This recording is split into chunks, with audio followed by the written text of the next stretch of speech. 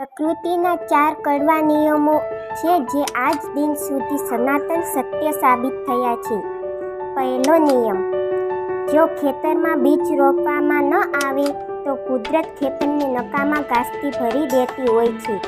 તેવી જ રીતે જો મનમાં સકારાત્મક વિચારોનું બીજારોપણ ન થાય તો પછી નકારાત્મક વિચારો આપોઆપ તેનું સ્થાન લઈ લે છે અને પછી મન નકારાત્મક વિચારોથી ભરાઈને એક ડસ્ટબિન બનીને રહી જાય છે. મનને ક્યારે નવરું નહીં રાખવાનું. મનને સકારાત્મક વિચારોમાં પ્રવૃત્ત રાખીને રચનાત્મક કાર્યમાં વ્યસ્ત અને મસ્ત રાખવાનું. જો એમ નહીં કરો તો મન માત્ર ડસ્ટબિન બની જશે. બીજો નિયમ: જેની પાસે જે હોય તે બીજાને આપતો રહે છે. ઉદાહરણ તરીકે સુખી માણસ સુખ જ વહેંચે, દુઃખી માણસ દુઃખ જ વહેંચે, જ્ઞાની માણસ જ્ઞાન જ વહેંચે, ભ્રમિત થયેલો ભ્રમ જ ફેલાવે, ડરેલો માણસ ડર જ વહેંચે. આથી જે હકારાત્મક વિચારો ફેલાવતો હોય કે જે સુખ, ખુશી, સંતોષ અને આનંદ વહેંચતો હોય તેની જ સંગત કરવી. નકારાત્મક વિચારો ફેલાવવાવાળાની સંગત કરવાથી તમારું મન પણ તેની સાથે સાથે એક ડસ્ટબિન બની જશે. ત્રીજો નિયમ: માણસે જે મળે તેને પચાવતા શીખવું જોઈએ.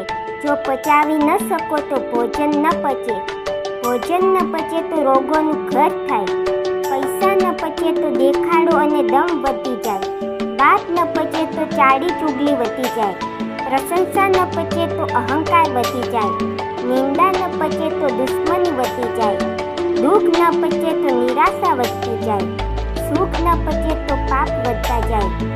જે સમય જે મળે તેને પચાવીને જીવન જીવવું એ જ સર્વશ્રેષ્ઠ ઉપાય છે. જ્યારે જે મળે તેની સામે ક્યારેય પ્રશ્નો ઊભા ન કરવા કે તેનાથી ક્યારેય નિરાશ ન થવું. જે મળે જેટલું મળે તેને ઈશ્વરના આશીર્વાદ સમજીને સ્વીકારીને જીવનમાં આગળ વધતા રહેવું એ જ સાચો માર્ગ છે. ચોથો નિયમ: એક જ કેરી છે